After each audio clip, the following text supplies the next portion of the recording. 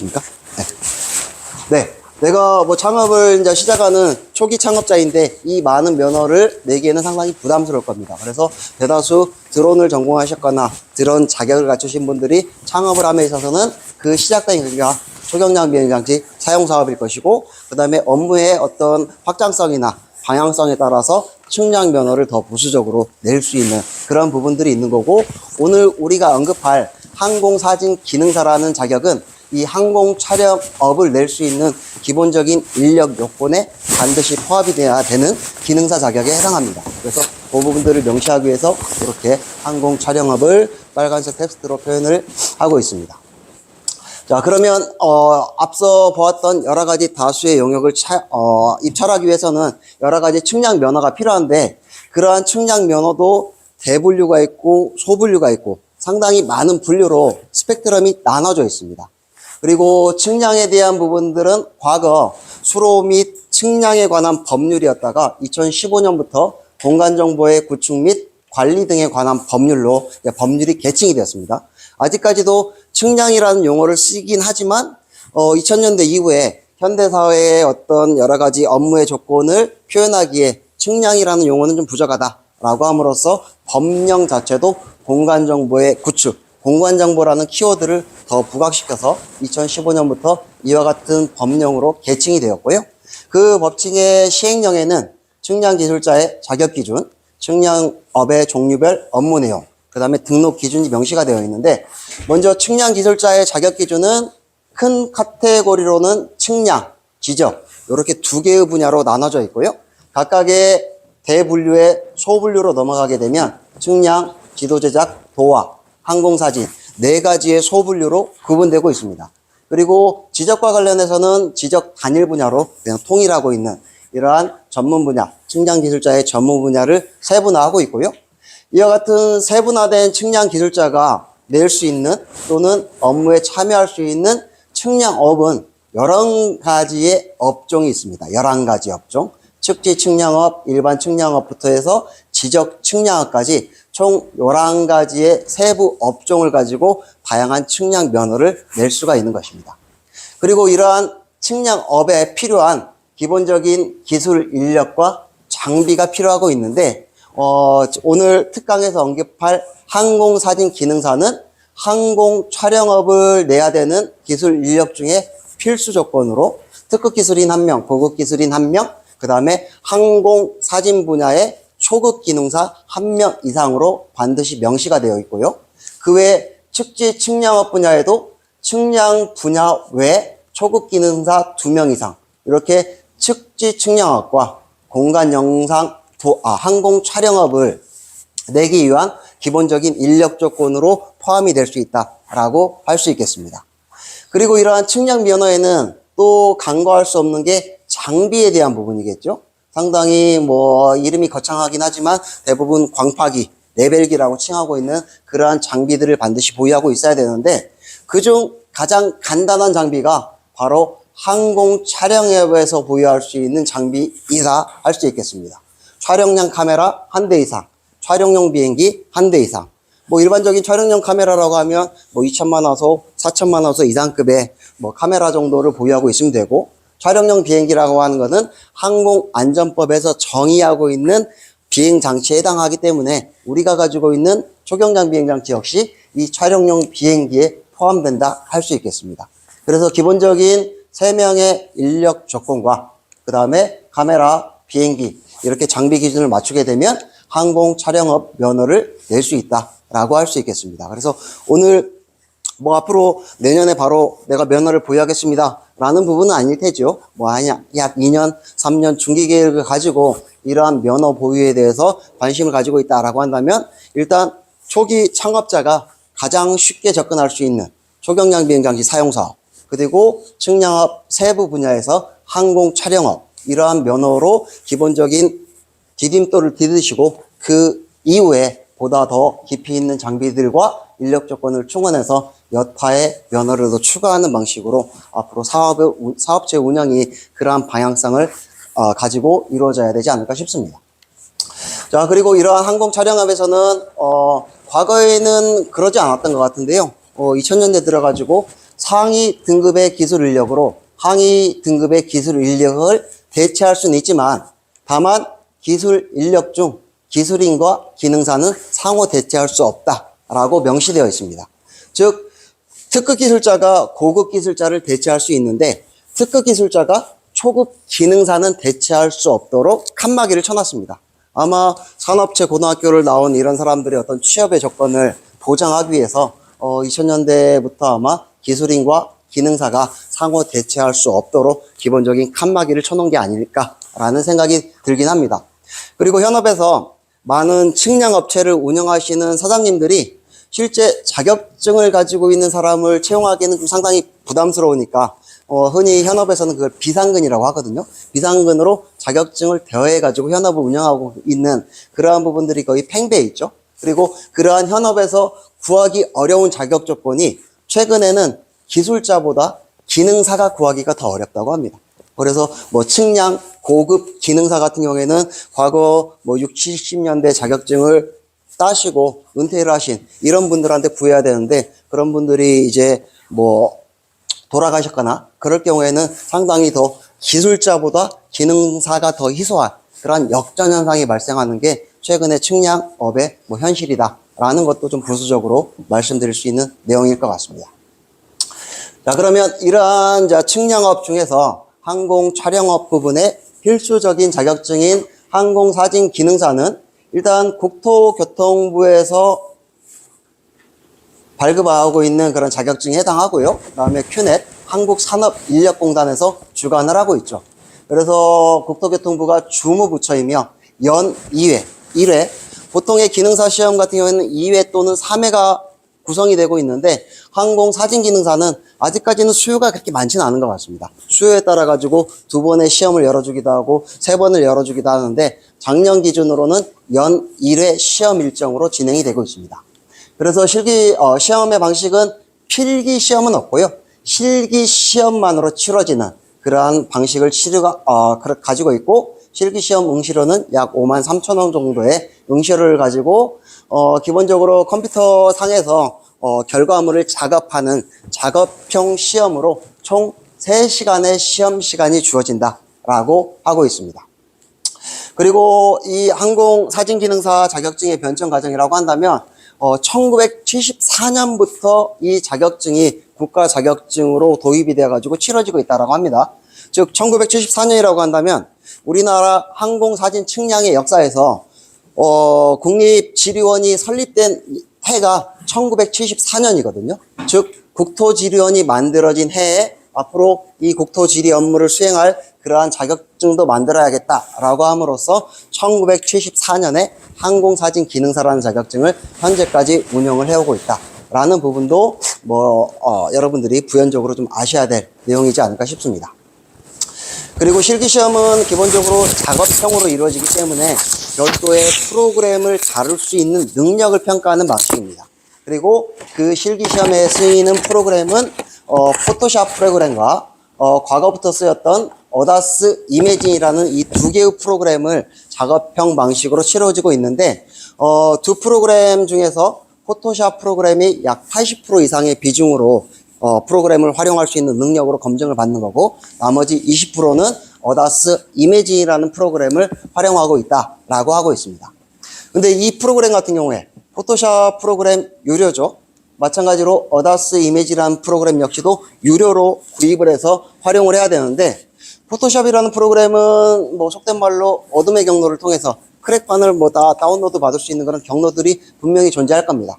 근데 어다스 이미지라는 프로그램은 다수가 사용하는 프로그램이 아니기 때문에 크랙판도 거의 없고 프로그램의 비용도 인터넷에서 검색을 해봤더니 한 2천만 원, 3천만 원의 금액으로 소개가 되고 있더라고요. 제가 견적을 받지 않아서 그 내용이 정확하게 공신력 있는 내용인지 모르겠지만 아무튼 상당히 희귀한 프로그램이면 부인할 수 없을 것 같습니다. 그래서 몇 년 전부터 이 어다스 이미지라는 프로그램을 대체해서 QGIS, 글로벌 매퍼 이 두 가지 프로그램을 시험장에 설치하고 있는 그런 시험장이 늘어나고 있다라고 하고 있습니다. 그중 글로벌 매퍼라는 프로그램은 한 250만 원 정도 하고요.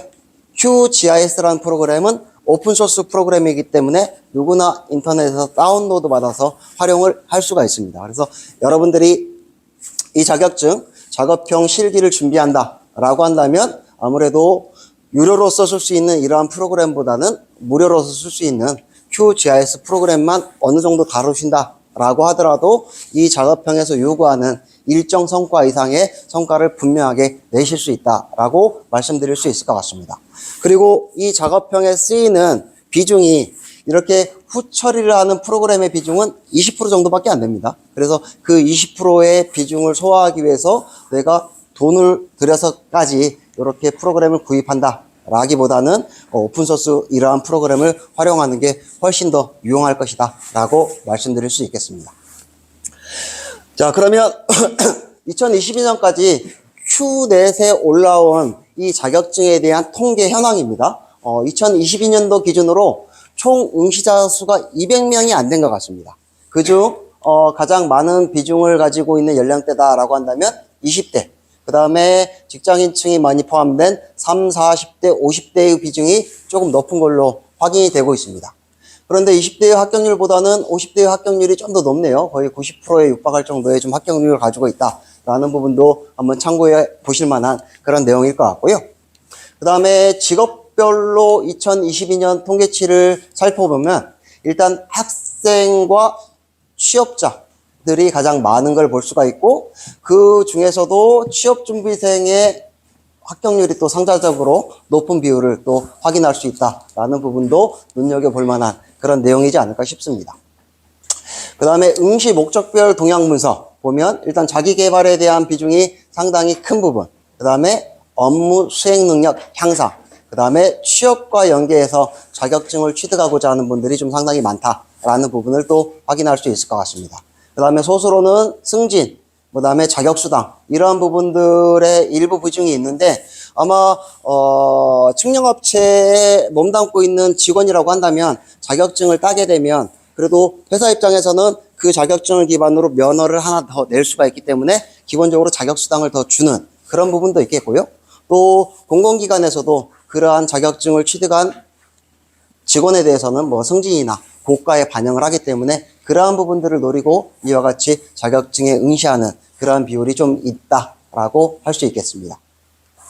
다음에 시험 준비 경로, 즉 이 자격증에 대한 정보를 알았는데 내가 어떻게 시험을 준비하냐라고 한다면 상당히 많은 비중으로 독학에 대한 비중이 거의 한 70%, 80%를 육박할 정도로 많은 비중을 차지하고 있습니다. 이 부분은 그럴 만한 이유가 있는 게 항공사진 기능사라는 자격증을 가르치는 학원, 교육과정이 거의 전무한 실정입니다.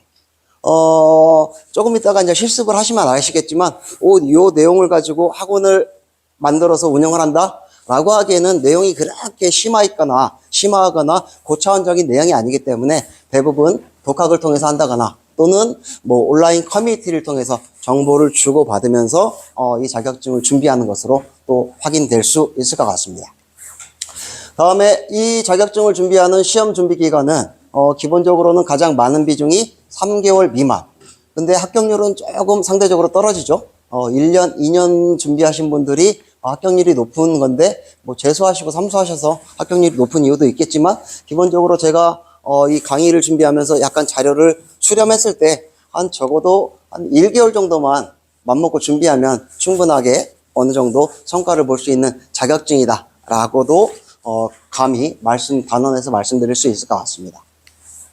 자, 그러면 이러한 항공사진 기능사에 대한 기출문제는 큐넷의 작년 기준이 아니고 2022년 기준에 기출문제가 업로드 되어 있습니다.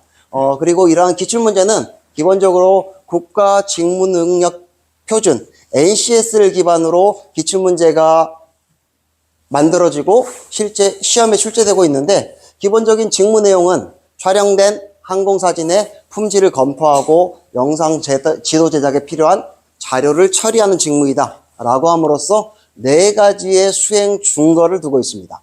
즉 4가지의 수행 준거를 응시자가 수행할 수 있냐, 잘 수행하면 합격, 수행하지 못한다 라고 하면 불합격을 주는 그러한 시험이겠죠. 그래서 첫 번째, 명암, 색조 등 사진의 품질을 검사할 수 있다 라고 함으로써 이러한 수행 준거를 기본 처리라고 명칭하고 있습니다. 그 다음에 두 번째, 주어진 자료를 가지고 정사 영상을 제작할 수 있다라는 수행 증거를 항공 정사 사진 제작이라고 두고 있고요.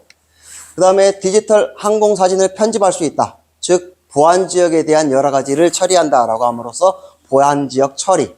마지막 디지털 영상의 지형 판독을 할 수 있다라고 함으로써 정확도 평가라고 두고 있습니다.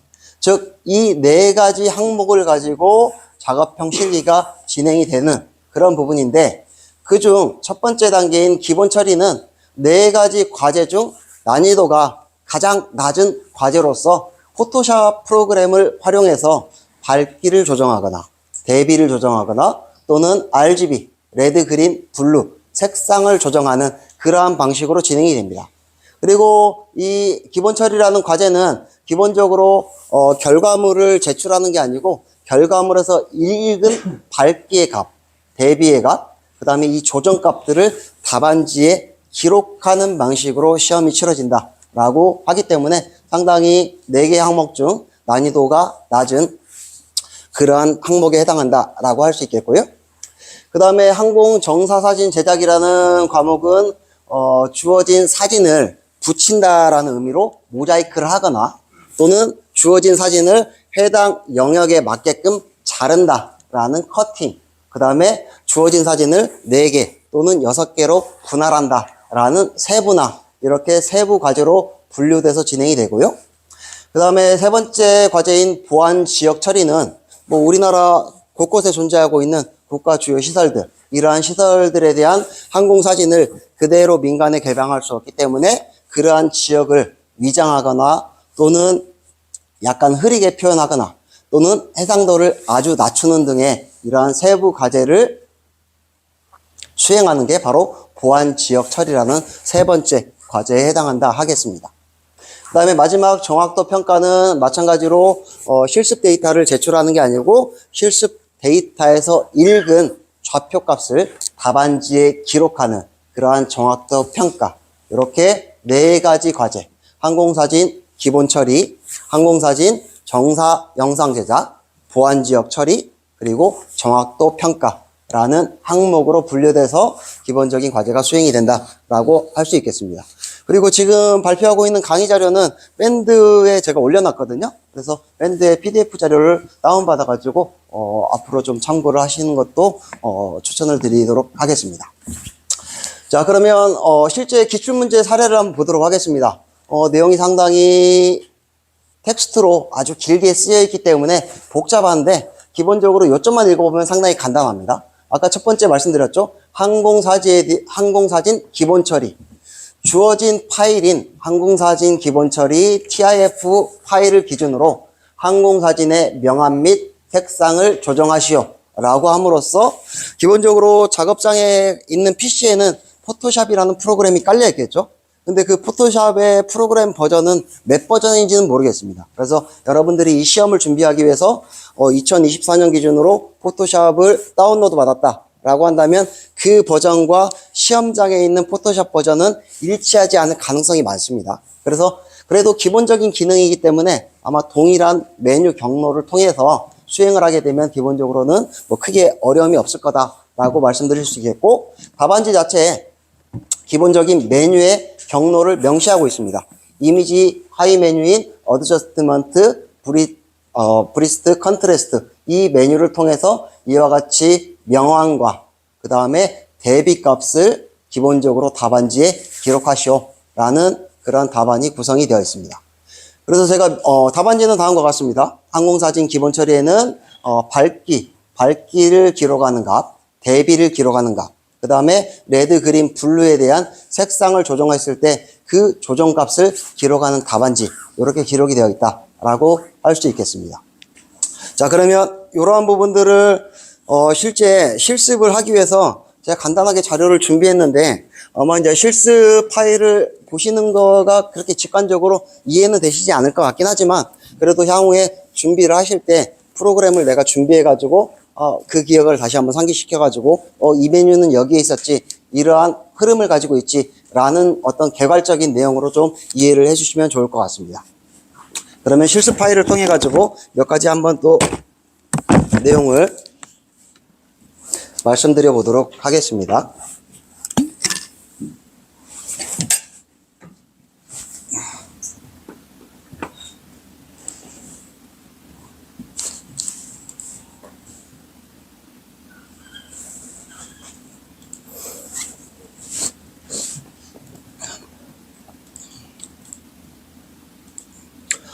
그리고 이 항공사진 기능사에 대한 기본적인 기출 문제는 있는데 실습 데이터는 어떠한 경로에서도 좀 자료를 수집하기가 상당히 어려웠습니다. 아마 이 시험에 쓰이는 자료에 대한 유출 부분도 그렇고 시험에 쓰이는 지역이 실제 보안 지역이 있을 수도 있기 때문에 아마 자료 제공을 안 하고 있다라고도 할 수 있겠고요. 가지고 실질적으로 저도 이 특강을 준비하면서 몇 개의 커뮤니티나 유튜버 뭐 여러 가지 사이트들을 통해 가지고 자료를 수집해 보려고 했는데 실제 시험에 관계된 자료를 거의 수집을 할 수가 없었습니다. 그래서 제 나름의 어떤 답안지나 시험지를 보고 그와 유사한 자료가 이 정도가 되지 않을까라고 생각하고 몇 가지 자료를 만들었거든요. 그래가지고 이 자료에 대해서는 제가 특강 이후에 다시 밴드를 통해서 좀 공유를 하도록 할 테니까 정확하게 이러한 흐름이지 실제 시험장에 가서는 이 자료와 똑같다라고는 좀 착오는 없으시면 좋을 것 같습니다. 그래서 기본적인 자료는 첫 번째 문제인 기본 처리를 진행하기 위한 폴더가 있고요. 그 다음에 두 번째 정사 영상 제작이라는 문항을 준비하기 위한 그런 폴더. 그 다음에 세 번째 보안지역 처리라는 그러한 문항을 준비하기 위한 이렇게 세 개의 폴더로 기본적인 트리가 구성이 되어 있습니다. 자, 먼저 기본 처리를 보시면요. 기본 처리는 제가 유치했을 때는 이와 같이 아마 구성이 될 것 같습니다. 먼저 시험장에 있는 PC에 기본 처리라는 파일이 아마 하나 있을 겁니다. 실제 큐넷 산업인력공단에서 제공하고 있는 원본 파일이 되겠죠. 그리고 그 파일 옆에 1-1, 1-3, 2-1, 2-2, 2-3 이렇게 5개의 파일이 존재할 것 같습니다. 그래서 1-1 파일을 열어서 기본 처리 파일과 동일하게 명암을 조정해서 그 명암 값을 답안지에 기록을 하십시오. 1-3 파일을 열어서 기본 처리 파일과 동일하게 대비값을 조정해서 그 대비값을 답안지에 기록을 하십시오. 그 다음에 2-1, 2-2, 2-3은 레드, 그린, 블루 각각의 색상을 조정해서 원본 파일인 기본 처리 파일과 동일하게 레드, 그린, 블루 값을 만들어 가지고 답안지에 기록을 하십시오. 상당히 정량적으로 평가한다라기보다는 정성적으로 평가하는 그런 요소이다 라고 할 수 있겠습니다. 왜냐하면 내 어떤 시력이나 감각에 따라서 나는 42로 조정을 한 값이 정답이라고 할 수 있는데 어떠한 분은 45다 뭐 이렇게 할 수 있겠죠. 그래서 정량적으로 평가한다라기보다는 약간의 정성적인 평가가 이루어지는 게 바로 기본 처리이지 않을까라고 그냥 유추를 한 내용을 제가 이렇게 전달을 해드린다라고 할 수 있겠습니다. 자, 그러면 저도 이 특강을 준비하면서 포토샵이라는 프로그램을 거의 안 쓰다가 처음 써봤는데요. 일단 현재 포토샵이라는 프로그램은 어도브 프로그램이 아마 월별 사용료를 가지고 활용을 할 수 있도록 되어 있습니다. 포토샵에도 뭐 PDF, 그 다음에 일러스트 이렇게 다양한 어도브 프로그램은 월 6만원 또는 학생들 같은 경우에는 월 3만원 정도의 금액으로 활용을 할 수 있도록 되어 있는데 7일 무료 체험권이 있습니다. 가지고 저도 지난주에 다운을 받아가지고 내일 모레 해지를 해야 되는데 아무튼 시험을 준비하시는 분이라면 어둠의 경로를 통하시거나 또는 이러한 무료 체험판을 7일 동안 다운로드 받아가지고 잠깐 연습하는 그러한 경위를 가지셔야 하지 않을까 싶습니다.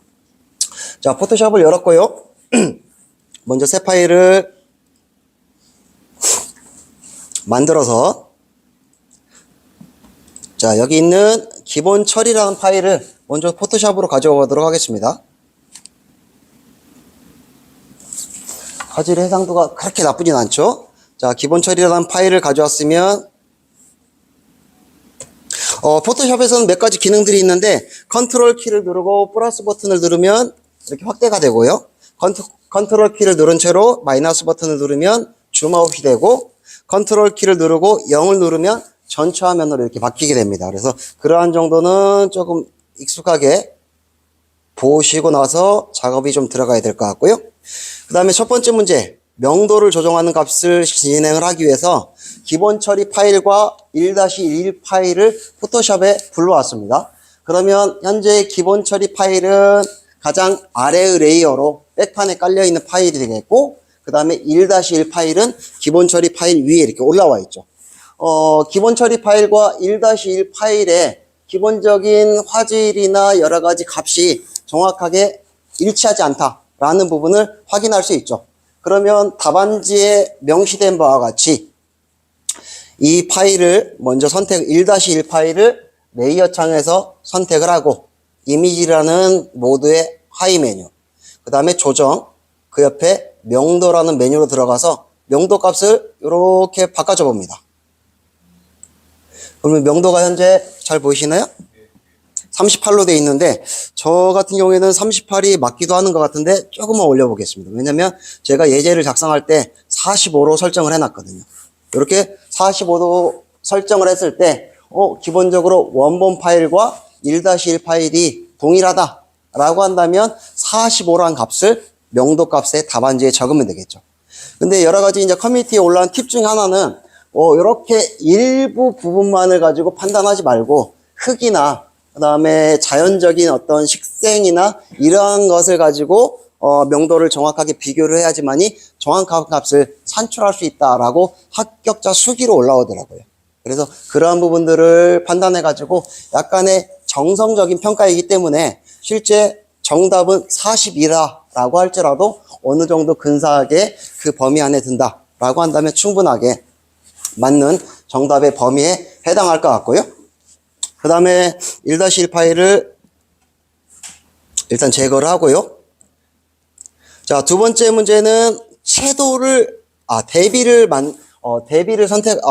구하는 문제입니다. 그래서 1-3이라는 파일을 다시 원본 파일과 중첩을 시킨 다음에 이렇게 특정 지점을 비교할 수 있는 지점을 만들고, 마찬가지로 이미지라는 메뉴, 하이 메뉴인 조정, 그리고 명도 대비라는 메뉴로 들어가서 대비 값을 이렇게 조정을 했을 때, 이게 제가 정답을 만들 때 마이너스 25로 만들었거든요. 마이너스 25로 했을 때 실제 원본 파일과 1-3 파일이 동일하다라고 한다면 대비라는 값에 마이너스 25를 답안지에 기록하면 그게 이제 적정 답안이다라고 할 수가 있겠습니다. 그래서 1번 문항은 상당히 간단합니다. 원본 파일과 비교할 수 있는 1-1은 명한 값을 입력하고, 1-3을 같은 포토샵 안으로 불러들여서 원본 파일과 대비 값을 조정을 해가지고 그 대비 값을 입력하는 게 바로 명도와 대비를 구하는 문제다라고 이해하시면 되겠습니다. 그래서 기본적으로는 모든 프로그램들이 아주 다수의 기능들을 가지고 있죠. 근데 실제 업무에서 쓰이는 거는 그 업무에 국한된 그러한 기능들만 쓰고 있는데, 포토샵 역시도 마찬가지입니다. 상당히 여러 가지 기능을 포함하고 있는 프로그램인데, 이 시험에서 우리가 쓰는 그러한 단축키 불과 10개를 아마 넘어가지도 않을 겁니다. 아까 말씀드렸던 이미지라는 폴더의 하이 메뉴의 조정, 그 중에 명도 대비, 이 메뉴를 통해 가지고 이 1번 문제는 다 우리가 풀이할 수 있다라고 이해하시면 되겠습니다. 자, 그 다음에 기본 처리의 또 다른 문항 중에 하나가 바로 2-1, 2-2, 2-3, 즉 각각의 레드, 그린, 블루 색상을 조정해서 원본 파일과 동일하게 만드는 그러한 색상 값을 답안지에 기록하는 문항입니다. 그래서 마찬가지로 레드라는 색상을 조정하기 위해서 2-1 파일을 다시 포토샵으로 불러드리고, 이렇게 불러드린 파일을 여기 오른쪽 하단에 있는 레이어 창에서 선택을 하고, 그 다음에 그 창에 대한 메뉴를 실행하기 위해서 이미지라는 메뉴, 그 하이 메뉴인 조정, 그 다음에 여기에 레벨이라는 메뉴로 들어가서, 레벨이라는 메뉴로 들어가면 이렇게 채널 값으로 RGB 채널을 선택할 수 있거든요. 그중 레드라는 빨강이라는 채널을 선택해서 이렇게 가운데 있는 값을 드래그 좌우로 움직이면서 동일한 색상 값을 이렇게 만든 다음에 그 값 1.95라는 값을 마찬가지로 답안지에 레드 조정 값으로 기록을 하는 그러한 문항에 해당하겠습니다. 그래서 이거 역시도 정확하게 소수점 둘째 자리까지 맞춘다라는 거는 거의 불가능하겠죠. 정성적으로 비슷한 색상이나 채도가 될 때까지 조정을 했냐, 그 여부를 따져가지고 뭐 이렇게 값을 기록을 한다 라고 이해하시면 되겠습니다. 자, 동일하게 RGB 그린 역시도 마찬가지고요. 파일을 불러 들어왔으면 마찬가지로 이미지 조정, 그 다음에 레벨, 그래서 그 하위 메뉴인 녹색 그린을 선택하고 마찬가지로 중간에 있는 커서를 움직여 가면서 정확하게 원본 파일과 유사한 값을 마찬가지로 기록을 하면 된다 라고 이해하시면 되겠습니다. 자, 여기까지가 1번 기본 처리에 대한 문항풀이. 저도 포토샵을 그렇게 정확하게 하진 못해서 이 중에 포토샵을 달아봤다 라고 하시는 분들이 있으면 더 좋은 정답을 산출할 수 있는 그런 기능을 또 아실 수 있는 분도 더러 계실 수도 있을 것 같습니다. 가지고 혹시나 그런 이것보다 좀 더 유용한 방식이 있다 라고 한다면, 정답은 한 가지 방식으로만 도출해낼 수 있는 게 아니고 여러 가지 방식이 있을 수 있기 때문에 그러한 좀 더 수월하고 정교한 방식이 있다라고 한다면 밴드나 커뮤니티를 통해서 공유해 주시는 게 오히려 좀 도움이 되지 않을까라고 생각이 되어지기도 합니다. 자, 여기까지가 1단계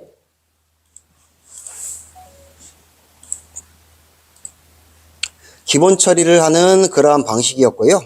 다음은 두 번째 문항 중 항공 정사 사진을 제작해라 라고 함으로써 총 11개의 결과 파일을 이제 제출하는 겁니다.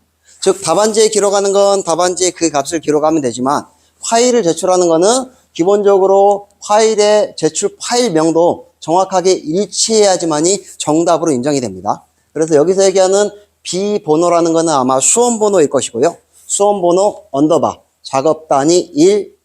확장자는 TIF, 그 다음에 수험번호 언더바 작업 단위 5 확장자는 TIF 파일로 총 11개의 파일을 제출하는 게 바로 항공 정사사진 제작에 대한 수험 방식입니다.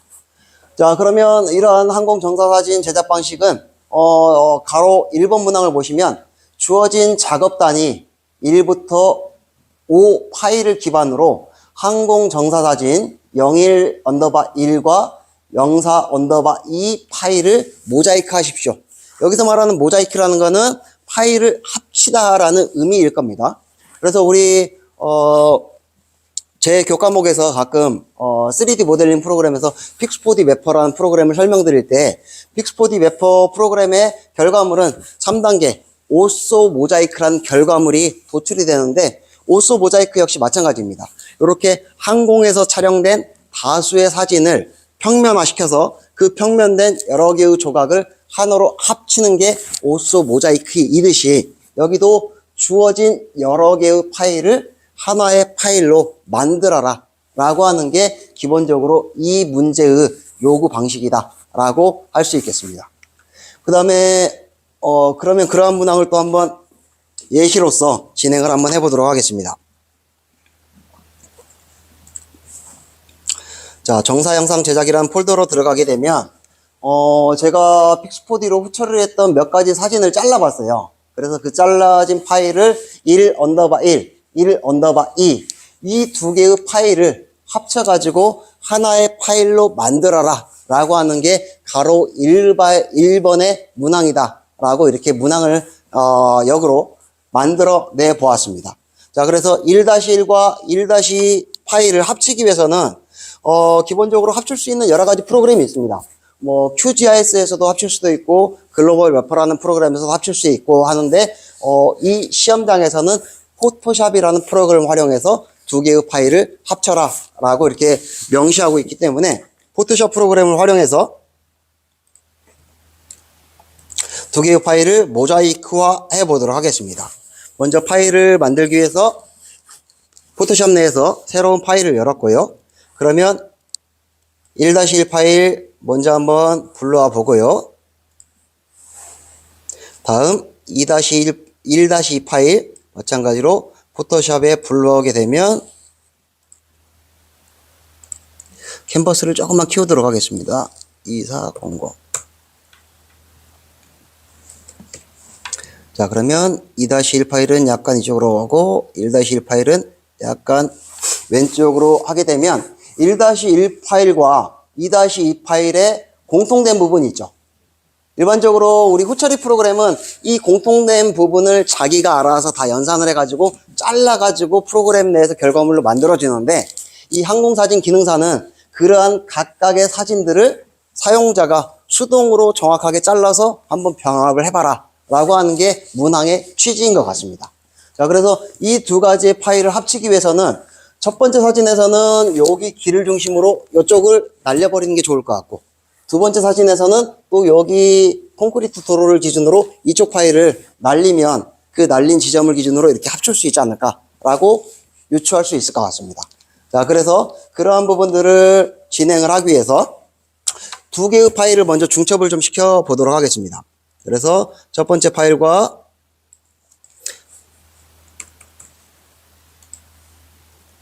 두 번째 파일을 이렇게 방향키를 이용해 가지고 어느 정도 동일한 지역에 왔다라고 할 정도까지 중첩을 시킨 다음에, 이제 첫 번째 파일 위에 두 번째 파일이 올라타 있기 때문에 밑에 영역을 어떻게 작업하기가 상당히 어렵습니다. 그래서 포토샵에서는 그러한 작업을 위해서 각각의 사진 파일들의 불투명도를 조정할 수 있습니다. 그래서 두 개 파일의 불투명도를 약 50%, 즉 투명도를 약 50%로 설정한 다음에 각각의 파일을 작업을 진행을 해 보도록 하겠습니다.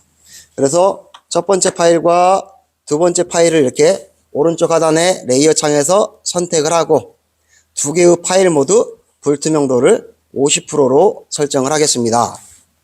라고 50%로 설정을 한 다음에, 이제 첫 번째 파일에서는 여기 오른쪽 부분을 선택해서 잘라내고, 그 다음에 우측에 있는 두 번째 파일에서는 왼쪽에 있는 이 모서리 부분을 선택해서 잘라내면 두 개의 파일을 그대로 중첩을 할 수가 있겠죠. 그래서 그렇게 잘라낼 수 있는 기능은 너무 세부적인 건 설명하지 말까요? 괜찮으세요? 다들 좀 지루해 하시는 것 같아서. 자, 그러면 첫 번째 파일을 먼저 선택을 하고요. 여기 저도 포토샵이라는 프로그램을 이 수업을 계기로 해가지고 좀 입문을 해가지고 아직 기능에 대해서는 조금은 부족합니다. 가지고 메뉴바에 보면 좌측 세로축 메뉴바를 보면 올가미 도구라는 메뉴가 있습니다.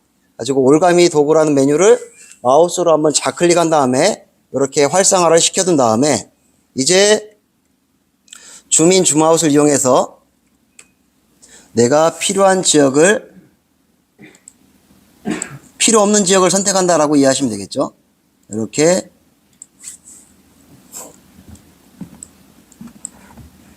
이 도로를 기준으로 이쪽까지, 이쪽까지, 이쪽까지 이렇게 다시 선택하겠습니다. 좀 러프하게 선택을 하겠습니다. 실제로는 상당히 정교하게 선택을 해야 되겠지만 아무래도 이렇게 선택을 하면 지금 좌측 사진의 1-1 사진의 오른쪽 부위는 다 선택이 됐습니다. 근데 이쪽을 남기고 이쪽을 잘라야 되기 때문에 선택된 부분을 다시 한번 반전시킨 다음에 반전을 시켜서 그 부분은 남기고 나머지는 자르겠다라는 명령을 수행을 하도록 하겠습니다. 그래서 선택된 부분을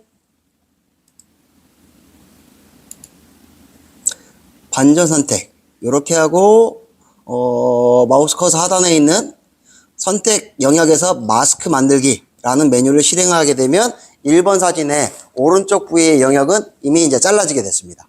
자, 그러면 마찬가지로 1번 사진은 이렇게 한번 작업을 했기 때문에 오른쪽 레이어 창에 보면 1번 사진에 작업을 했기 때문에 오른쪽 부위는 검정색으로 다 날아가고 왼쪽 부분만 지금 남아있다라고 할 수가 있겠습니다. 마찬가지로 1-2 사진도 레이어 창에서 레이어를 선택을 하고 왼쪽에 있는 공통된 지역은 날려버리도록 하겠습니다.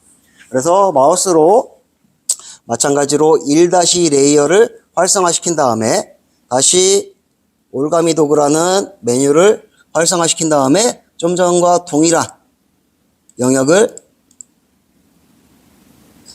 이렇게 선택을 해주고 지금 선택된 부위를 반전을 시켜줘야 되기 때문에 반전 선택 그리고 마스크 날리기 이렇게 하게 되면 1번과 2번 부분에 공통된 지역은 다 날아갔는데 제가 실수를 해서 이쪽이 공통이 없는 부분까지도 다 빈 공간으로 되어버린 것 같습니다. 그래서 이렇게 자를 때는 아까 제가 이쪽 라인을 기준으로 잘랐는데 사실적으로는 공통된 부분이 있는 지역을 가지고 조금 더 정교하게 잘라야지만이 이렇게 빈 공간이 생기지 않다라고 할 수 있겠을 것 같습니다.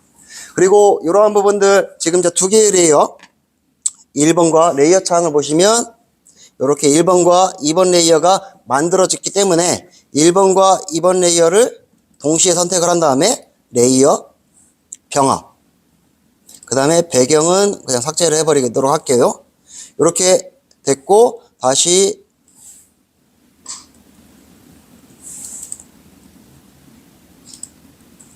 이거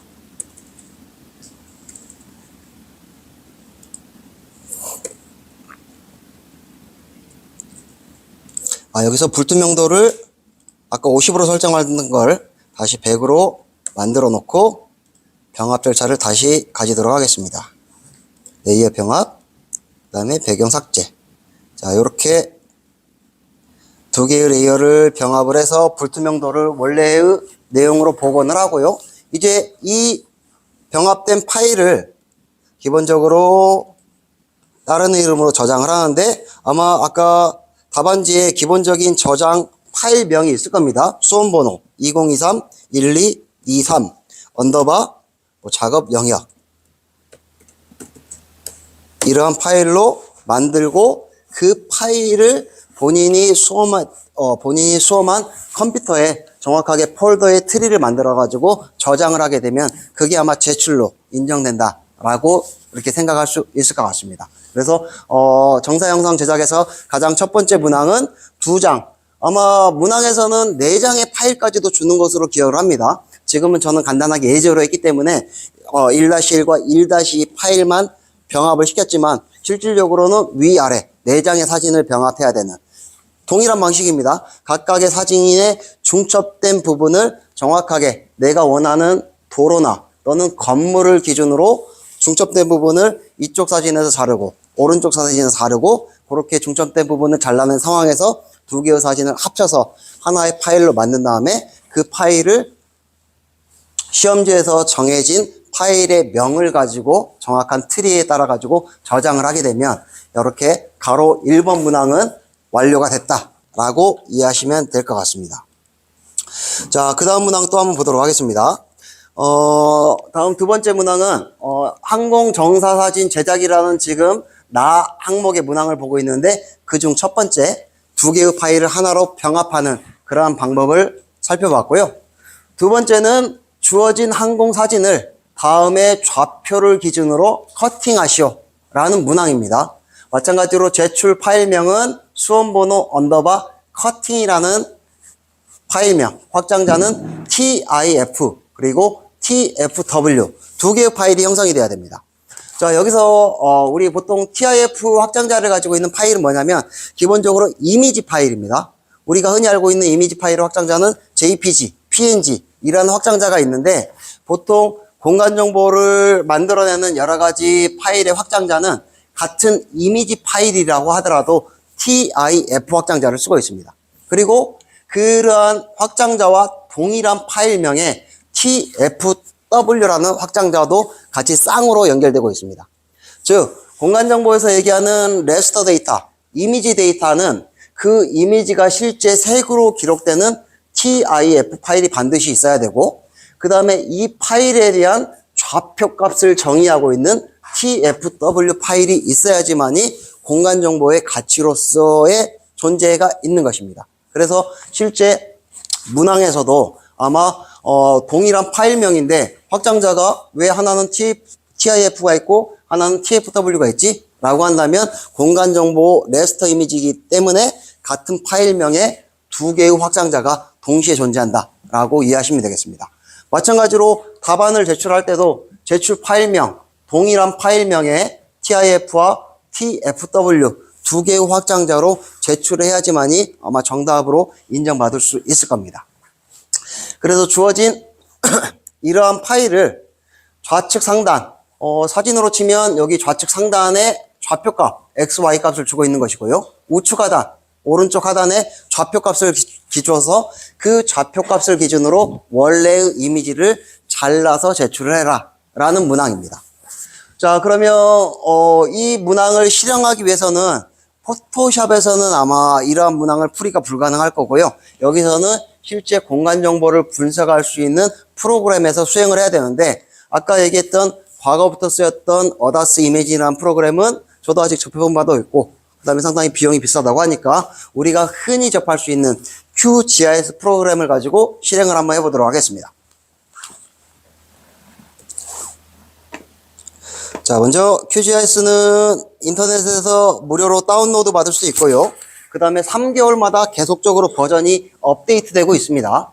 그리고 과거에는 영문판만 존재를 했었는데 최근에는 한글판 기준으로도 이렇게 파일을 다운로드 받아서 실제 설치를 해가지고 여러 가지 공간 분석적인 내용들을 실행을 할 수가 있습니다. 자, 그래서 새 프로젝트를 만들고 제가 이와 같은 예제를 하나 만들어 놨습니다. 정사 항공사진이라고 해가지고 요 파일을, 지금 파일 자체가 약간 동그랗게 이상하게 생겼는데 정확하게 직사각형으로 한번 잘라보도록 하겠습니다. 마찬가지로 QGIS 프로그램의 파일을 드래그해서 이렇게 파일을 열었고요. 자, 문항에서는 좌측 상단의 좌표값과 우측 하단의 좌표값을 주고 있는데 요 좌표값을 그대로 적용할 수 없기 때문에 제가 임의로 이 지역에 해당하는 좌표값을 한번 만들어 보았습니다. 그래서 그 좌표값을 먼저 보여드리면,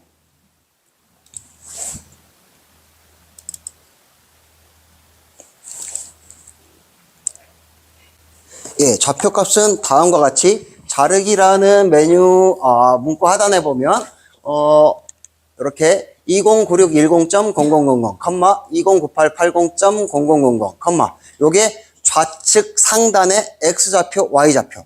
그 다음에 그 뒤에 있는 게 우측 하단의 X좌표, Y좌표. 그 다음에 좌표계의 코드는 EPSG 5186, 대한민국 중부원점 좌표계를 기준으로 아까 QGIS에 불러드렸던 사진을 잘라보도록 하겠습니다. QGIS도 상당히 간단합니다. 이 정도의 기능을 수행하는 거는 뭐 고민하고 이럴 필요가 없습니다. 그래서 자르는 방식은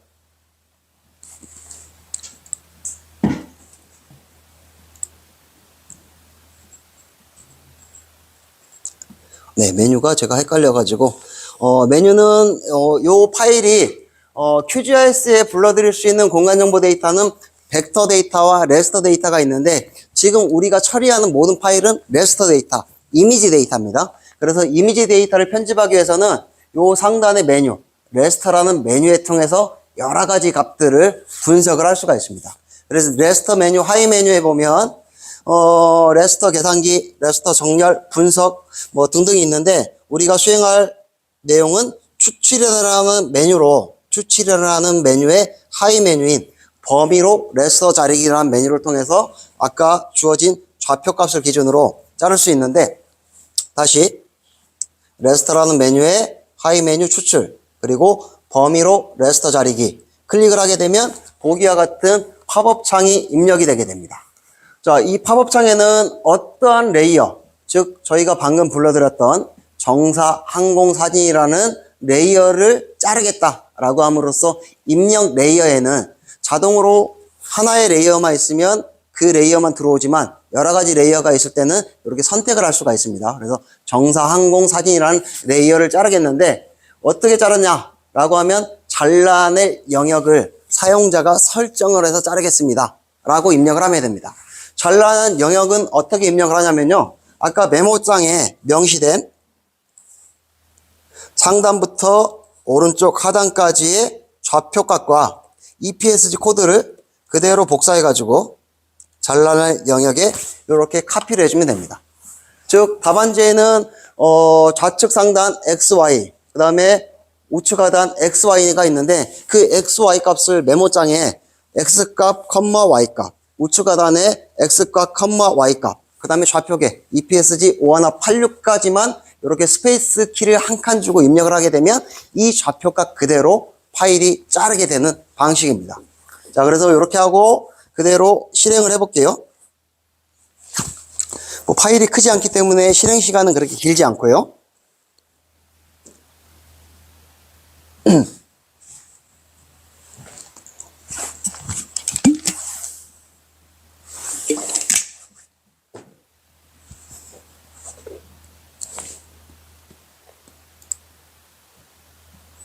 실행 시간이 조금 더 걸리나요?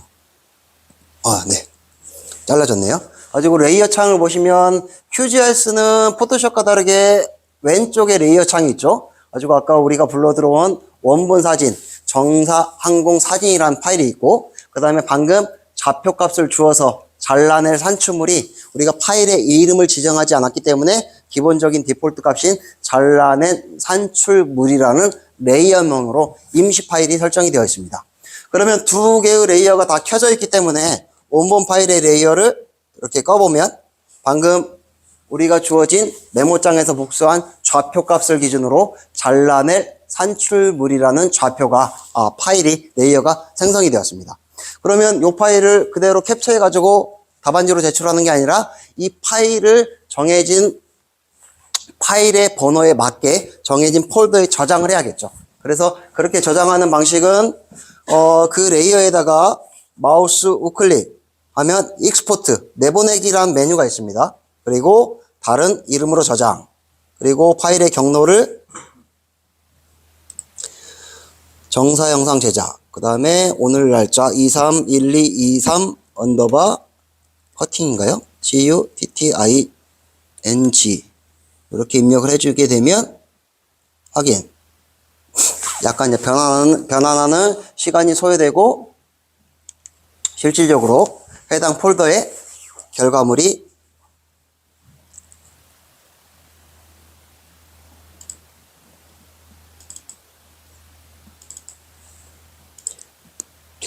다음과 같이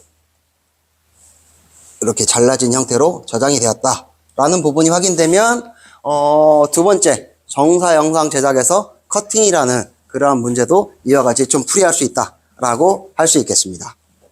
자, 그 다음 문항 같은 경우에는 이제 다음과 같죠? 가로 3번의 문항인데요.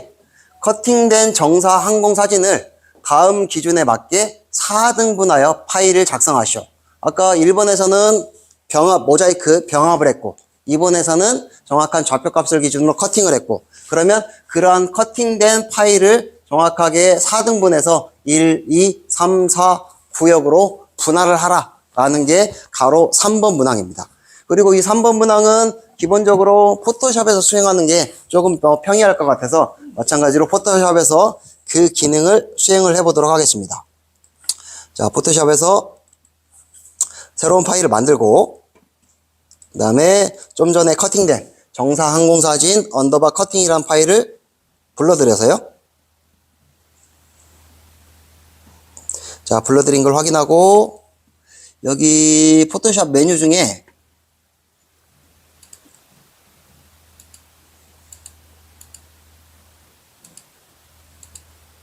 분할 영역 선택 도구라는 메뉴가 있습니다.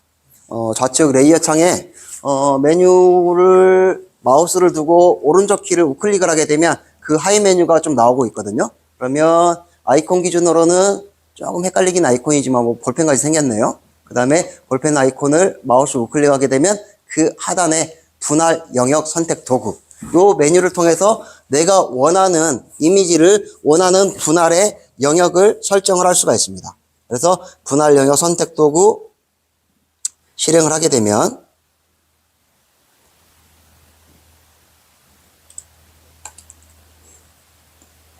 마우스 우클릭을 해야 되네요. 레이어에서 마우스 우클릭을 하고 분할 영역 나누기, 요 하이 메뉴로 다시 들어가서 수평으로 나누기 2개, 수직으로 나누기 2개, 이렇게 수평 2개, 수직 2개, 즉 2개의 행과 2개의 열을 만들어주게 되면 이렇게 정확하게 사진 이미지를 기준으로 정확하게 4등분하게 되겠죠. 좀 더 정교하게 하려면 이 이미지의 크기와 바깥에 있는 캔버스의 크기를 맞춰가지고 해야지만이 정확하게 4등분할 것 같은데, 제가 아직 캔버스 크기를 조정하는 메뉴를 좀 못 찾아가지고 아무튼 약간 속된 말로 야매로 이렇게까지만 말씀을 드리도록 하겠습니다. 자, 그러면 1, 2, 3, 4가 정확하게 등분이 되었다라고 한다면 여기 좌측 상단에 선택 도구를 통해서 1구역을 정확하게 선택을 해서 컨트롤 C하고 새로운 문서를 열어서 이렇게 복사를 한 다음에 요거를 파일로 저장. 가지고 파일로 저장할 때는 수험번호 언더바 분할 1 이런 식으로 저장이 되게 되면 아까 3번에서 요구하는 3번에서 요구하는 커팅된 한 장의 전체 사진을 4등분을 할지 또는 6등분을 할지 이렇게 행의 수와 열의 수를 정확하게 입력을 해주게 되면 포토샵 상에서 정확하게 전체의 사진을 6등분 또는 4등분 하게 됨으로써 그 각각의 등분을 이렇게 수험번호 언더바 1구역, 수험번호 언더바 4구역 해서 총 4개의 파일로 저장하는 게 바로 가로 3번의 문항이다 라고 할 수 있겠습니다. 기능들은 그렇게 어렵진 않죠. 근데 실제 프로그램에서 그 아이콘을 찾으려고 하면 이제 조금 헷갈리실 수는 있습니다. 근데 포토샵 프로그램 같은 경우에는 유튜브에 소개된 과정들이 워낙 많기 때문에 약간 헷갈리시면 그럴 때 유튜브 영상이나 이런 걸 참고하시면 충분하게 여러분들이 독학으로 한 일주일만 같은 문항을 매번 연습한다 라고 하더라도 충분하게 시험 문항을 푸실 수 있지 않을까 라고 생각되어집니다. 다음 세 번째는 보안지역 처리라는 그러한 과제명을 가지고 있는데, 보안지역 처리는 먼저 위장을 하거나 블러링을 하거나 해상도를 낮추거나 이렇게 세 가지의 방식으로 과제가 이루어지고 있습니다. 위장이라는 거는 어떠한 군부대가 있는데 그 군부대 옆에 야산을 복사해 가지고 군부대를 덮어라 라고 하는 게 위장일 것이고요. 그 다음에 블러링이라고 하는 거는 원자력 발전소가 있으면 그 원자력 발전소의 화소를 이렇게 영역에서 필터를 통해서 스폰지 효과를 통해 가지고 뭔가 흐리게 표현한다 라고 하는 게 바로 블러링이다 라고 할 수 있겠고요. 그 다음에 저해상도 같은 경우에는 그 지역만, 나머지 여기 세종대학교는 그대로 두고 어린이 대공원 지역만, 세종대학교의 GSD는 항공사진 기준으로 약 1.5m급인데 어린이 대공원은 조금 보여주기 어려우니까 한 5m급으로 표현을 해라 라고 하는 게 바로 저해상도 작업이다 라고 할 수 있겠습니다. 그래서 이전에 위장과 블러링은 포토샵에서 충분하게 가능하고요. 포토샵에서 이런 필터 값을 아예 시험지에 명시를 해주고 있습니다. 즉, 그 지역의 스펀지 처리를 할 때 스펀지의 굵기와 그 다음에 15라는 수치는 아마 조금 번짐이나 아마 이런 건데 이 수치까지도 아예 시험지에 명시가 되고 있습니다. 그래서 이 값을 그대로 정형해서 포토샵에서 필터, 갤러리, 예술력과 스폰지 이 메뉴를 통해서 블러링을 하면 되고요. 마찬가지로 위장 처리 작업 역시도 기본적으로 포토샵에서 진행을 할 수가 있기 때문에 QGIS에 진행할 저해상도 작업만 한번 실습 한번 해보도록 하겠습니다.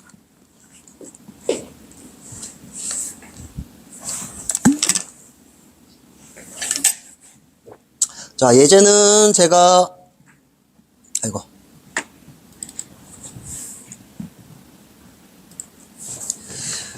다음과 같은 예제를 가지고 왔는데요. 여기 빈 공간이 있는 게 바로 블러링, 인근의 산 녹지를 기준으로 이 흰색의 흰색의 영역을 인근의 녹지로 채워라 라고 하는 게 위장일 것이고, 그 다음에 블러링은 약간 이제 스펀지로 이렇게 칠하는 그런 부분일 거고, 저해상도 같은 경우에는 일부 지역만, 나머지 지역은 동일한 해상도. 여기서 해상도라는 거는 한 픽셀이 가지는 수평 거리를 의미하죠. 가지고 요즘 나오고 있는 공간정보 데이터에서 기본적으로 제공해주는 한 픽셀은 시내권 같은 경우는 0.5m급 정도의 해상도도 제공을 해주고 있습니다. 그래서 그렇게 높은 해상도로 요 주요 지역이 표현이 되면 안 되기 때문에 해상도를 조금 낮춰서 저해상도로 표현을 해라 라고 하는 게 이 세 번째 문항에서 요구하는 내용인데, 그 내용은 다음과 같이 진행을 할 수가 있습니다. 먼저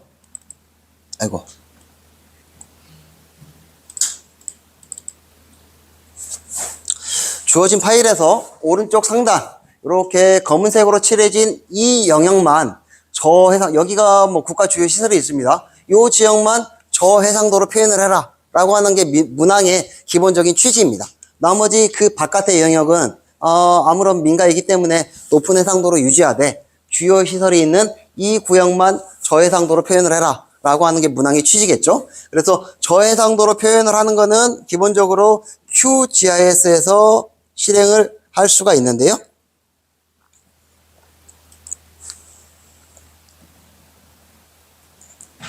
이거 역시도 상당히 간단합니다. 일단은 기본적인 파일들을 다 제거를 하고요. 아까 예조로 주어진 저해상도 파일만 그대로 가져와 보도록 하겠습니다.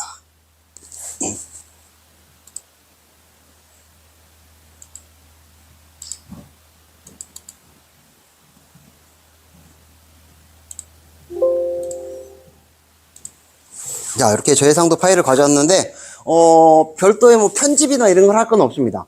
QGIS에서 이 파일을 저해상도로 만들기 위해서는 불러들였던 원본 파일을 내보내게 하는데, 내보낼 때 해상도를 정해서 내보낼 수가 있습니다. 그렇게 해상도를 정해서 내보낸 다음에 포토샵에서 원본 파일과 저해상도로 내보낸 파일을 중첩시켜서 나머지 영역은 잘라내고 이 영역만 저해상도 기준으로 붙으면 작업이 완료가 되는 것입니다. 자, 그래서 이 원본 파일에 대한 해상도를 한번 먼저 확인을 해보기 위해서 저해상도 레이어의 기본적인 속성 값을 먼저 보여드리면, 속성에 기본적으로 해상도가 표현이 되고 있는데,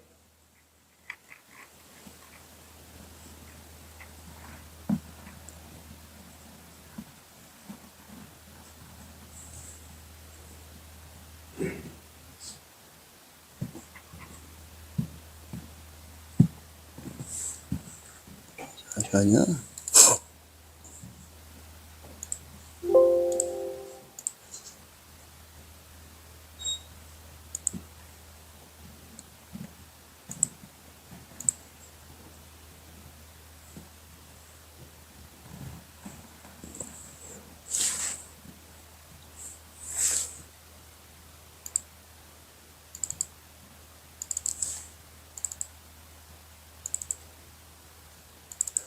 다른 데이터에서 좀 다시 한번 가져오도록 하겠습니다.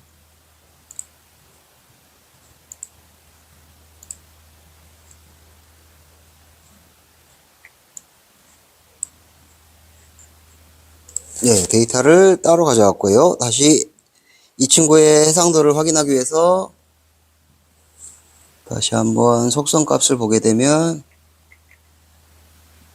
여기 있네요.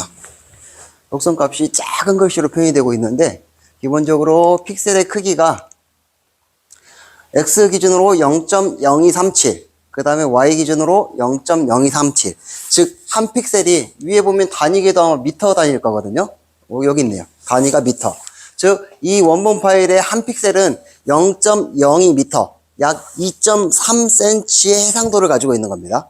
상당히 해상도가 높죠. 팬텀으로 한 60m에서 촬영한 결과물이기 때문에 이 정도의 해상도를 가지고 있는데, 이 해상도를 낮춰가지고 출력을 하면 기본적으로 문항에서 요구하는 저해상도로 출력을 할 수가 있습니다. 그래서 문항에서는 아마 저해상도로 출력할 수 있는 그 범위를 해상도 기준으로 1.5m로 표현을 해라, 또는 0.5m로 표현을 해라 라고 명시가 되어 있을 거거든요. 그래서 예를 들어서 이 지역만 0.8m로 표현을 해놔라 라고 한다면 QGIS 상에서 얘를 그냥 내보내기로 하면 됩니다.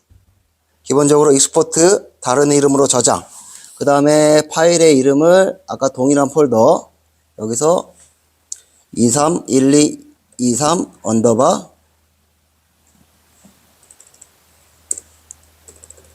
파일의 명칭을 저해상도라고 지정을 해주고, 그 다음에 기본적으로 해상도 옵션에서 현재가 원본 파일의 해상도가 그대로 적용이 되어 있는 겁니다.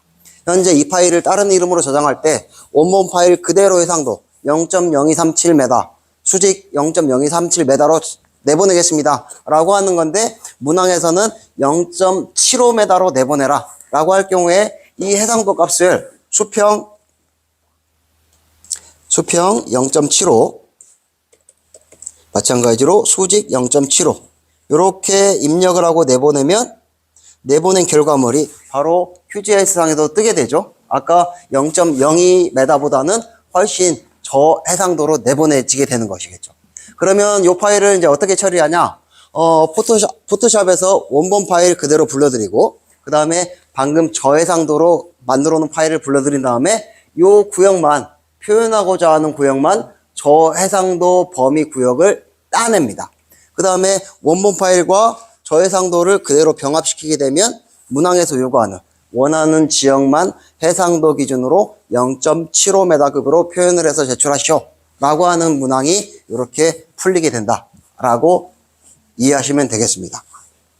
자, 그래서 몇 가지 문항들 중에서 지금 보안지역 처리에 있어서 그 전원 문항에서는 위장 처리, 포토샵을 기반으로 하는 거기 때문에 유튜브 영상이나 이런 걸 통해 가지고 잠깐 하시면 금방 풀이될 그런 문항이고요. 블러링 역시도 마찬가지로 효과를 적용하는 그런 문항이기 때문에 그리 어렵지 않습니다. 그 다음에 마지막 저해상도 작업 같은 경우에는 기본적으로 QGIS에서 한번 저해상도로 작업한 파일을 동일하게 포토샵에서 원본과 저해상도를 중첩시켜서 이렇게 병합을 한 그런 처리를 가지고 작업이 진행되면 된다라고 이해하시면 되겠습니다. 자, 이렇게 세 번째 기본 처리, 정사 영상 제작, 보안지역 처리까지 살펴봤고요. 마지막 정확도 평가라는 거는 문항이 문항을 제가 안 실어놨네요. 문항이 해당 지역의 좌표값을 산출하시오 라는 문항으로 기본적으로 문항이 제출이 됩니다.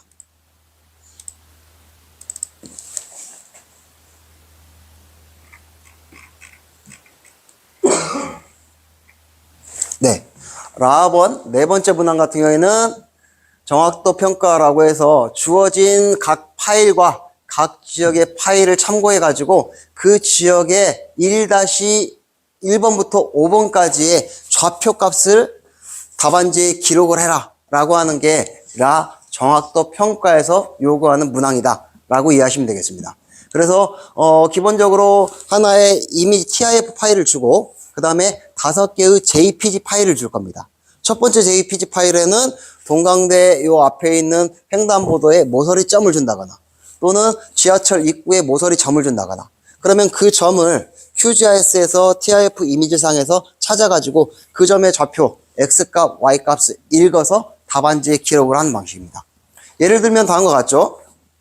아까 QGIS 열었던 파일을 그대로 보게 되면 자, 이 파일에서 여기 테이블을 놓고 있는 드론 조정자가 있는데 이 테이블의 오른쪽 상단 모서리점의 좌표값을 독치해가지고 답안지에 기록을 해라 라고 하는 겁니다. 그러면 원래 원본으로 주어진 TIF 파일을 그대로 QGIS에 불러들여서 여기서 좌표값을 읽는 건 상당히 간단합니다. 마우스 원하는 지점 우클릭 하게 되면 방금 제가 마우스를 찍은 지점에 좌표를 복사할 수 있습니다. 그리고 복사된 값을 그대로 메모장에서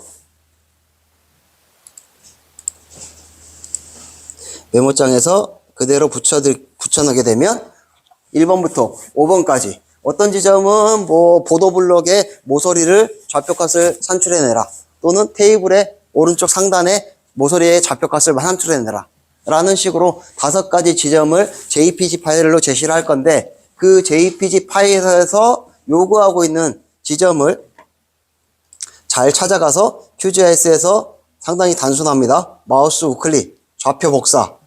그 다음에 기본적으로 5186 좌표계를 복사할 것이냐, WGS 84 좌표계를 복사할 것이냐 라고 마우스로 선택을 해주고 여타의 메모장 파일에 컨트롤 V로 붙여지기만 하면 답안지에서 요구하는 지점의 좌표값을 이렇게 만들어낼 수가 있다라고 할 수 있겠습니다.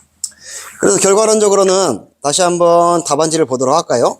일단 가 항의 기본적인 처리는 원본 파일과 예문 파일의 밝기, 대비, 그 다음에 빨간 색상, 녹색 색상, 파란색 색상의 밴드 조정값을 입력하는 문항이고요. 그 다음에 방금 살펴봤던 마지막 문항 역시도 원본 파일에서 QGIS로부터 좌표 값을 찾아서 그 좌표에 X, Y 값을 입력해주는 그러한 부위인데 이것도 정확하게 소수점 넷째 자리까지 좌표 값이 맞아야 된다? 그 정도의 정밀도를 요구하지는 않을 겁니다. 그래서 뭐 이미지가 얼마나 해상도가 좋지가 않기 때문에 그 이미지에서 어떤 횡단보도의 코너점을 선택했다라고 한다면 사용자에 따라서 어떤 사람은 이 픽셀을 선택할 수도 있고 어떤 사람은 이쪽 픽셀을 선택할 수도 있기 때문에 약간의 오차 범위는 충분하게 있는 그러한 문항이 바로 과하고 낭 약간의 정성적인 평가가 수반되는 그러한 문항이 되겠고 그 다음에 그 외에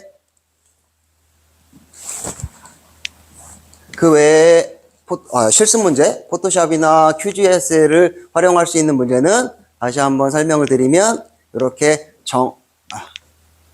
기본 처리는 아까 설명을 드렸고 정사, 사진 제작, 주어진 문항에서 파일을 병합하거나 또는 주어진 파일을 정확한 좌표값을 기준으로 해서 잘라내거나 잘라낸 파일을 4등분, 6등분해서 세분화한다 라고 하는 게 항공 정사 사진 제작 문항에서 요구하는 거고 보안지역 처리는 위장, 블러밍, 저해상도 기본적으로 위장과 블러밍은 포토샵이라는 프로그램만을 통해서 충분하게 해결이 가능한 문제고 저해상도 역시도 아마 포토샵에서 유사한 기능이 있을 수는 있겠으나 일단 저는 간편하게 QGIS에서 정확하게 GSD 값을 입력을 할 수 있기 때문에 GSD를 기준으로 저해상도 파일을 만들고 만들어 놓은 파일을 다시 포토샵에서 중첩시키는 그러한 방식으로 기본적인 항공사진 기능사 자격증 과정이 운영되지 않을까라고 생각되어집니다.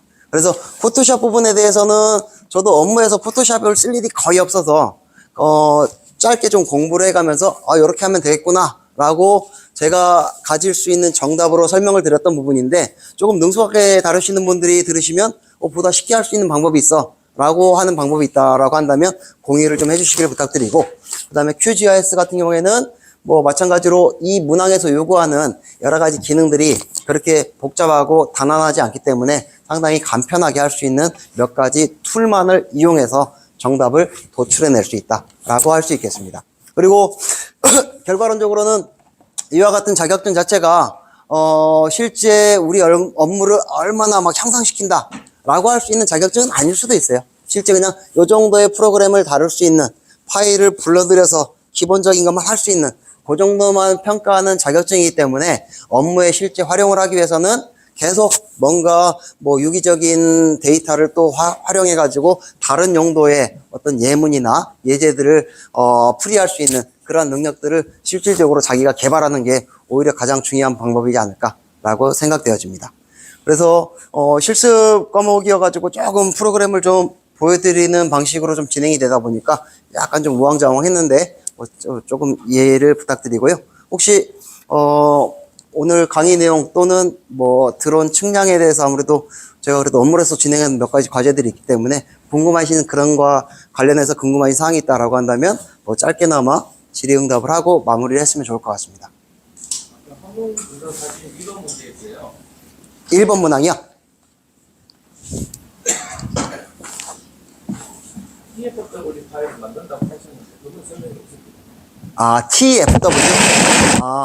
원래 이 QGIS와 같은 파일에서는 기본적으로 이미지를 다른 이름으로 저장을 하게 되면 자동으로 TFW가 쌍으로 생성이 됩니다. 다른 이름으로 저장을 할 때. 근데 포토샵에서는 이제 그런 기능은 없죠. 왜냐하면 공간 분석 프로그램이 아니기 때문에. 근데 QGIS나 글로벌 웨퍼나 이러한 프로그램들은 내가 어떠한 이미지를 저장을 하게 되면 쌍의 파일이 자동으로 저장이 된다라고 이해하시면 되겠습니다. 시험 볼 때는 단순하게 이미지 파일만 주는 게 아니라 조건값 구하는 거나 여러 거 하는 경우는 PW 파일이 FW. PW 파일이 같이 제공이 된다라는 걸로 이해를 하는 네네. 제공 자체는 각각의 TIF 파일과 TFW들이 다 쌍으로 제공이 되는 것 같고요. 그 다음에 파일을 제출할 때, 어떠한 아까 문항에서 요거를 제출할 때, 요거네요. 커팅에서만 제출 답안이 TFW가 같이 있어야 된다라고 명시가 되어 있네요. 근데, 값이 들어간 건 두 개의 파일이 나와야 된다는 네네. 그 다음에 그 전에 1번 문항 같은 경우에는 기본적으로 TIF 포맷만 제출이 되면 되고, 여기 2번 커팅이라는 문항에서는 제출 파일명이 TIF와 TFW가 제출이 돼야 된다라고 명시가 되어 있는 것 같습니다. 네, 나머지는 다 TIF 기준만 제출 파일로 명시하고 있고요. 기준만 만족해서 그냥 파일을 제출을 하는 포토샵 같은 경우에는 블러링이나 러시 사이즈라든지 저거는 그냥 순서대로 입력하고 거기에 맞게끔 작업하라는. 네네. 네. 저도 이제 근데 시험을 본 경험치는 가지고 있지 않고 특강을 준비하기 위해서 여러 커뮤니티에 자료를 조사했을 때는 제가 생각하는 이제 정답은 요럴 것이다라고 그 정도의 기준에서만 좀 말씀드릴 수 있는 겁니다. 교수님 아까 그 4등분하는 거 관련해서 네.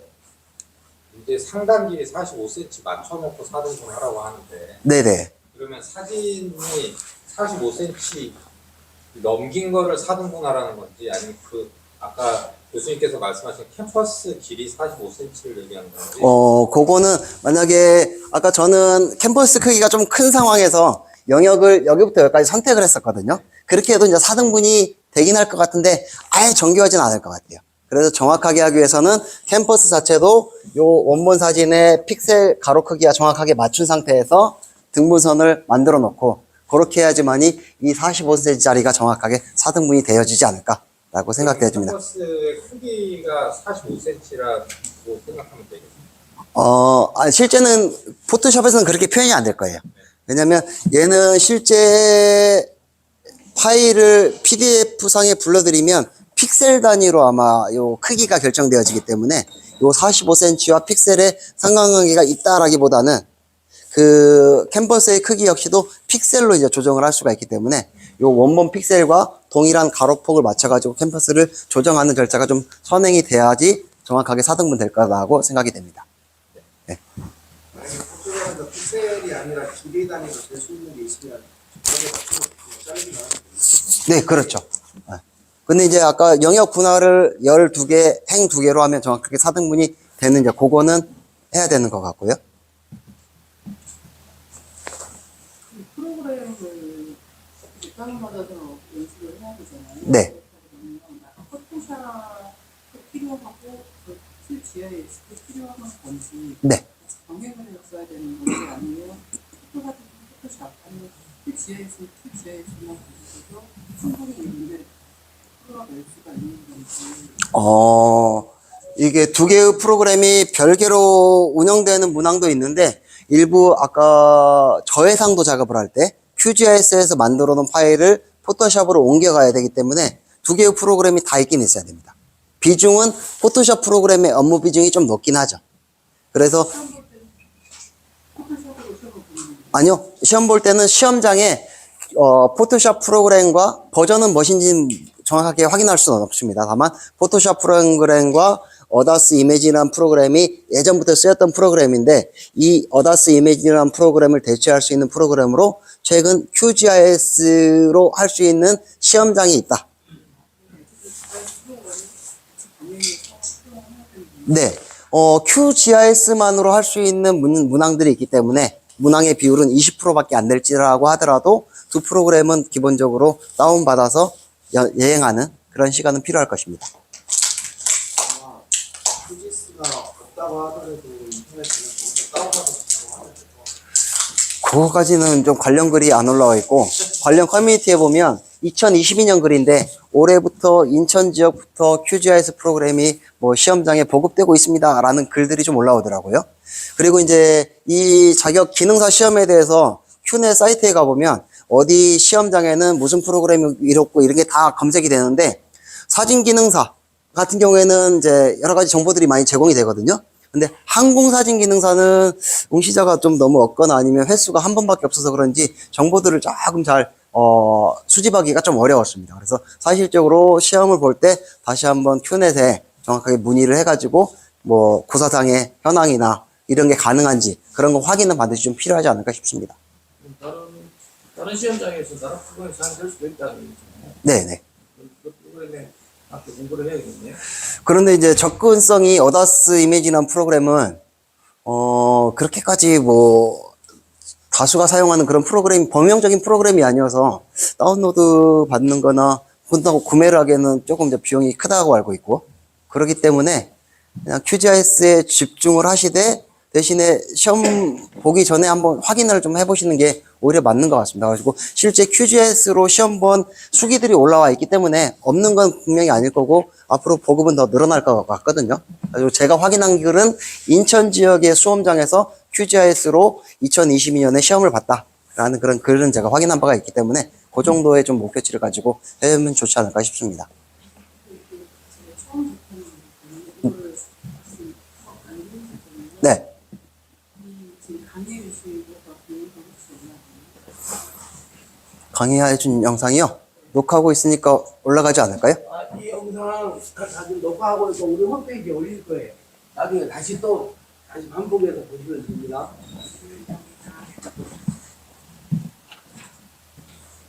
네. 이거랑 이 항공사진 운행사에 관련된 질문보다는 네네. 좀 궁금한 게 진짜 보고 싶었다는 이유가 네. 이 측량 관련된 수업을 들었는데 네네. 좀 이해 안 되는 부분들이 있어가지고 이런 것들을 자기가 따로 공부를 하려면 네.